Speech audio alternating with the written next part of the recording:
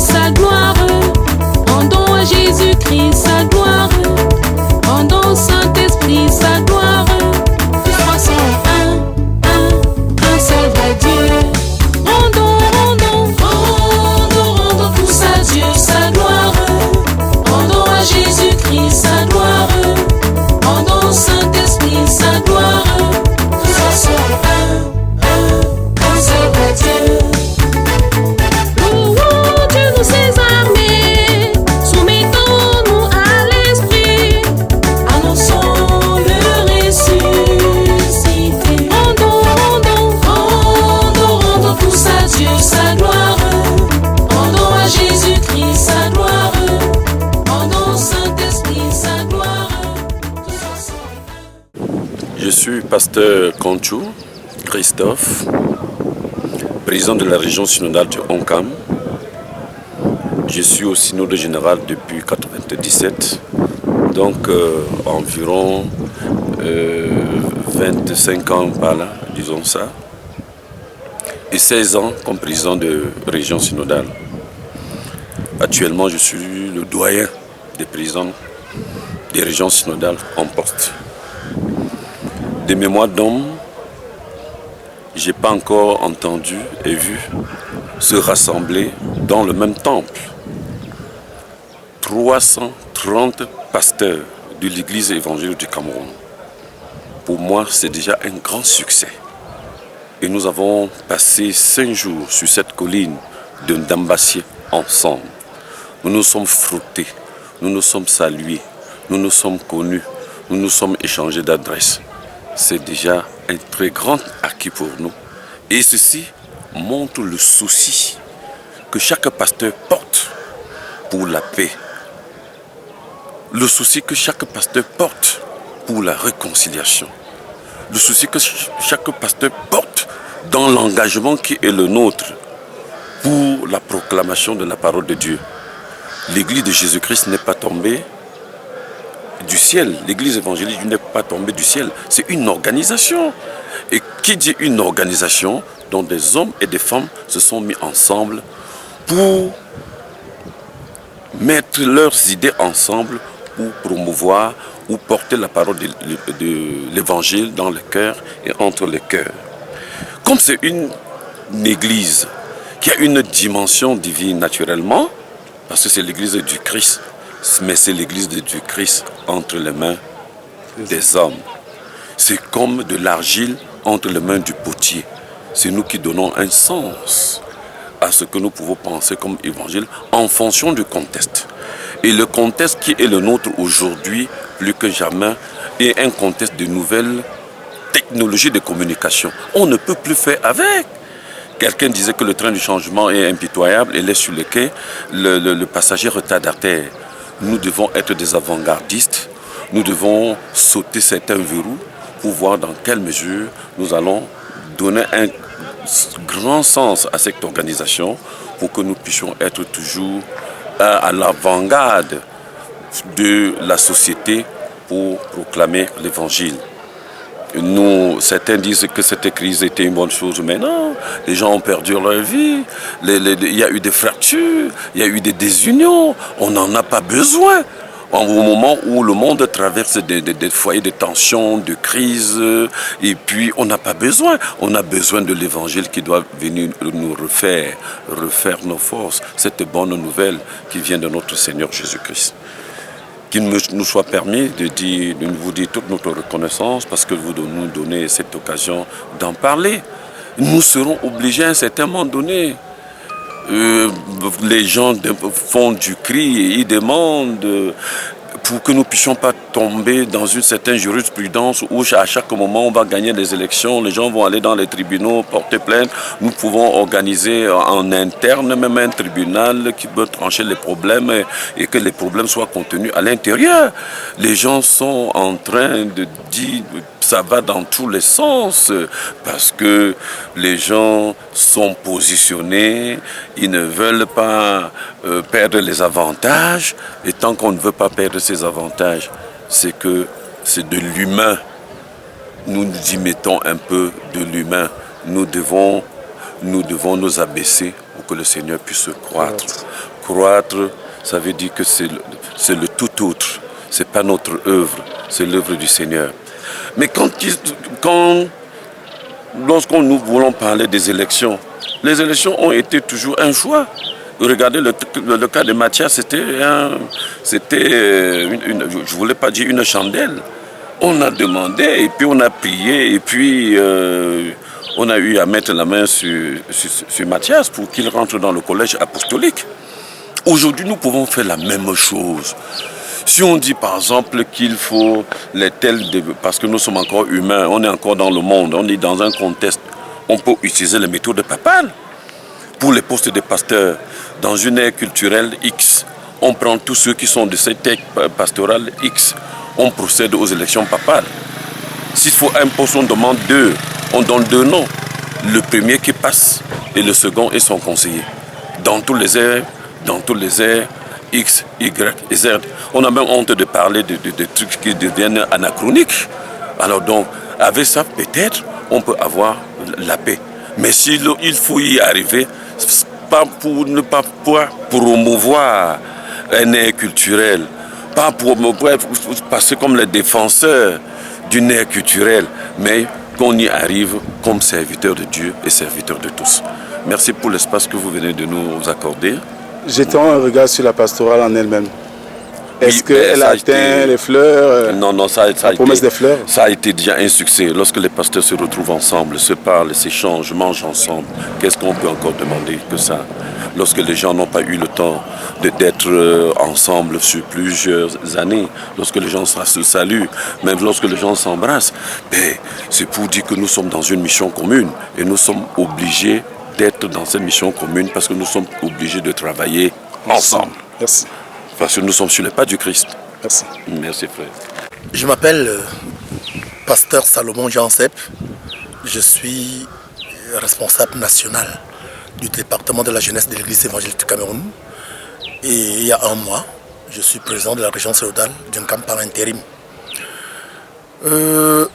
Depuis 3 ans, il n'y a pas eu pastoral national.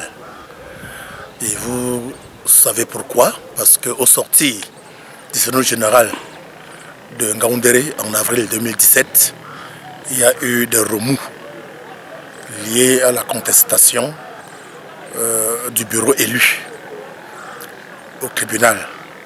Donc, depuis ce temps-là, l'église est perturbée. De la base au sommet, l'église est perturbée. Perturbée spirituellement, perturbée moralement. Et même toute la société est perturbée parce que ce qu'on attendait de l'église, c'est maintenant l'église qui attend de la société. À cause de cette perturbation, les pasteurs même ne se parlent plus. Les pasteurs ne se parlaient plus parce que les camps se sont formés. Chacun s'est inscrit dans un camp au gré de ses intérêts. Il était question que nous nous retrouvions. Dieu merci, notre père, le patriarche Ndjike, vit encore. Il était donc le carrefour de cette rencontre. Il était donc l'homme qui devait rallier toutes les tendances. Et voilà que ce qui a été projeté se réalise aujourd'hui dans un temple, une ville et un temple historique, Fumban et Ndamba Sié. Nous voici, nous pensions que les pasteurs ne viendraient pas. Mais plus de 320 pasteurs, on va de 328. Je dis, pour moi, c'est le premier succès. Seulement avec la rencontre du premier jour, où les pasteurs se sont salués, se sont regardés les yeux, se sont fixés les yeux dans les yeux, se sont embrassés pour certains. Je dis, c'est le premier succès de la pastorale. C'est ça qui montre que vraiment tout est encore possible. Que la parole de Dieu selon laquelle rien n'est impossible à Dieu est une parole vraie. Ça s'est réalisé ici parce que nous pensions que plus rien ne sera possible. Mais nous nous sommes retrouvés, nous nous sommes vus. Preuve que chacun de nous veut que les choses reviennent comme avant. Que les choses reviennent comme avant. Maintenant, quand nous entrons dans le fond, le débat, c'est normal, nous sommes dans le temple. Une pastorale veut dire qu'on vient traiter, parler de nous-mêmes. Et que c'est l'espace idoine pour critiquer, pour suggérer, pour se réconcilier, pour se parler, pour se fâcher, pour pleurer et pour rire enfin ensemble pour la gloire de Dieu et pour l'épanouissement du pasteur dans son ministère. Parce que le pasteur n'est pas épanoui, son ministère ne sera pas épanoui et les chrétiens en payeront le prix. Pauvres chrétiens, parce qu'en fait il s'agit d'eux. Alors, comment ça évolue? Ça évolue que les positions n'ont presque pas changé, en fait. Mais tout est possible. Les positions n'ont presque pas changé. C'est-à-dire, d'un côté, il faut la démission du bureau élu en Ngaoundéré. De l'autre, on se propose de retirer les plaintes, mais de manière conditionnée. Mais ça, ce n'est pas mon problème à moi. Ce que je dis, c'est mon avis, parce que je l'ai dit haut et fort. J'ai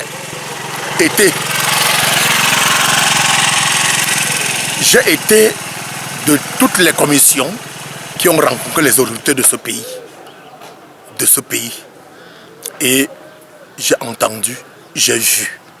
Mais quand tu vas au fond de certaines personnes sérieuses, des personnes dans ce gouvernement, ou des papas, des mamans qui ont le cœur à la marche de l'église et qui veulent que les choses marchent, ils te disent vraiment que le pasteur Priso et le pasteur Ndjé s'entendent. Que le pasteur Priso et le pasteur Ndjé s'entendent. Et je vous assure, le Nini ne va pas bien fonctionner. Le ni Ndjé ni Priso ne va pas bien fonctionner parce que ce n'est plus un problème de Ndjé aujourd'hui seulement, ce n'est même plus un problème de Priso aujourd'hui. Mais pour nous montrer que tout est encore possible, selon l'éthique biblique, qu'un jour le lion et l'agneau paîtront ensemble. Et il faut que nous prouvions au monde entier que nous sommes capables de la réconciliation, même quand apparemment elle semble difficile, voire impossible. Que Priso et Ndjé s'asseyent, que Priso et Ndjé, quel que soit ce combat avec ce pays, ou ce bureau de transition, ou c'est ce bureau élargi, ou c'est quoi que ce soit, parce qu'on les a élus, ils étaient candidats sur la base d'un programme. Ils avaient une vision pour cette église et personne n'avait une vision négative. Que les deux s'asseyent, qu'on leur accorde encore, je ne sais pas 2 ans, je ne sais pas 3 ans, je ne sais pas 4 ans, et avec qui, pour qu'ils remettent cette église à l'ordre et transmettent le fanion à une génération qui pour le moment est la nôtre. Nous ne voulons pas prendre qu'on nous laisse une patate chaude sur la main. Parce qu'ils connaissent beaucoup.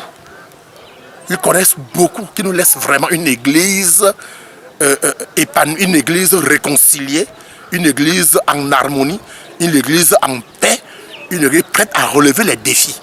Voyez-vous, le président Paul Biya a dit un jour qu'il a besoin, en tant que mandat de la paix, il a besoin de la contribution de tous et il a interpellé les hommes d'église, les hommes de religion. Mais regardez aujourd'hui. Que l'église en son sein ne soit pas en paix, c'est tout simplement un paradoxe, c'est tout simplement c'est bizarre. C'est bizarre, c'est paradoxal, c'est incompréhensible. L'église qui devait apporter la lumière, l'église qui devait être aux côtés de ceux qui souffrent. Aujourd'hui au nord-ouest, au sud-ouest, à l'est, à l'extrême nord, c'est l'église maintenant qui est devant les tribunaux. Non, ça ne se comprend pas. Et je connais des magistrats chrétiens qui sont outrés, qui sont fâchés, qui disent qu'ils ne peuvent pas juger l'église. Alors c'est nous-mêmes qui devons trouver une solution à nos problèmes. Je suis heureux de savoir que la pastorale, avec la nouvelle église qui s'annonce, il faut que la pastorale devienne une institution dans l'église. Et que les questions qui lui sont particulières ou ressortent de qui peuvent relever de son expertise, de sa décision, vraiment lui soit confiées. Et qu'il y ait même un tribunal dans la pastorale. Qu'il y ait même un tribunal. Voilà autant de choses. Justement, qu'il y ait un espace dans la pastorale où on peut écouter les gens. Les gens, c'est qu'ils n'ont pas de sens où on les écoute. Quand vous suivez les témoignages des uns et des autres, leur misère de tous les jours, on comprend que les gens sont muselés. Et quand c'est les pasteurs qui sont muselés, ça fait mal. Ça fait mal. Il faut des instances où les gens, on les écoute, on les comprend, on résout les problèmes aux besoins. Donc moi, je pense que c'est un point de départ.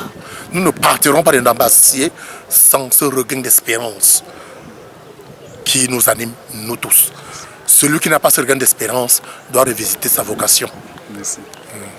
Ok, merci. Merci. Oui, je suis le pasteur Willy Béatrice Mengo Tchétché, épouse Médialeux. Je suis à la région synodale de la MIFI, la paroisse du Banengo. Je suis consacrée il y a aujourd'hui 8 ans. J'ai 8 ans de consécration. Je voudrais dire que depuis 2016, nous passons par des moments très difficiles dans notre Église. Ce qui a freiné un bon nombre de choses et dans l'évolution de l'Église et même dans son fonctionnement, dans sa généralité. Aujourd'hui, cette pastorale nationale demeure comme le salut de l'Église. C'est comme le salut de l'Église et nous croyons véritablement qu'il fallait que cette pastorale soit. Beaucoup d'attentes déjà au niveau des fidèles qui étaient pratiquement comme des victimes de cette crise qui n'a fait que faire beaucoup de mal. Ouais. Beaucoup de mal. Et nous croyons que le Seigneur a bien voulu que nous puissions nous rassembler afin que nous puissions ouvrir véritablement nos cœurs pour véritablement mettre sous table les déboires et les imperfections des uns et des autres afin de voir comment s'améliorer. Et ce faisant, du milieu de cette pastorale, beaucoup de choses se passent dont je ne me dois pas d'ici de l'étaler. Mais je voudrais dire pour ma part que nous sommes sur la bonne voie. Vous savez, quand il y a eu une douleur au plus profond de nous, tant qu'on n'a pas essayé de toucher dans ses profondeurs pour comprendre, on ne peut pas véritablement en guérir. Et je crois que c'est ce qui s'est fait. Et je sais qu'il y a encore beaucoup de réserves que des personnes ont dans leur cœur pour ceux qui se sentent véritablement matures et ils comprennent que toute chose concourt à la gloire de ceux qui aiment l'Éternel. Ils préfèrent laisser Dieu faire l'œuvre. Et moi particulièrement, ce que je souhaite à la fin de cette pastorale, c'est que véritablement le salut revienne à l'Église. Parce que le peuple de Dieu en souffre et nous-mêmes, en tant qu'acteurs de tous ces vacarmes, de crise et tout, nous en souffrons véritablement. Ce qui a fait que beaucoup de personnes, chacun est devenu comme un propre Dieu, un petit Dieu de son côté et voudrait faire des choses à sa manière. Nous voulons simplement dire que toute société est organisée et la réalité c'est que il faudrait arriver quelque part où aussi on donne du poids à la parole du pasteur. Parce qu'on ne peut pas se réunir comme ça et attendre toujours que ceux qui sont en retrait et qui ne vivent pas les réalités de ce que nous vivons et qui peut-être nous encouragent même parfois à faire autant de bêtises, continuent de nous tenir.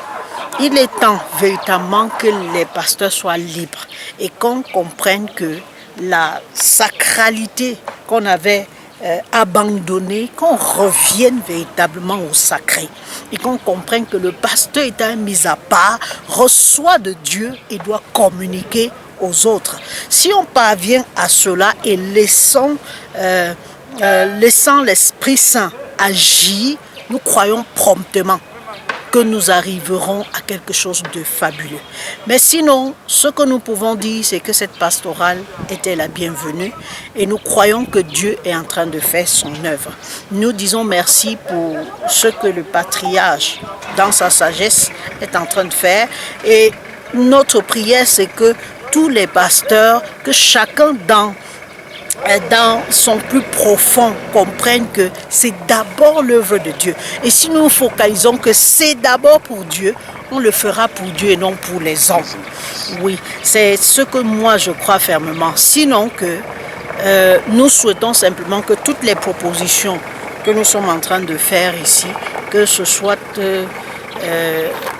véritablement véhiculé dans les communautés, que le peuple de Dieu reste dans cette espérance, comprenant que les choses sont en train de marcher. Tout ne peut pas finir maintenant, mais c'est un processus qui doit arriver à quelque chose de fabuleux. Merci. Merci.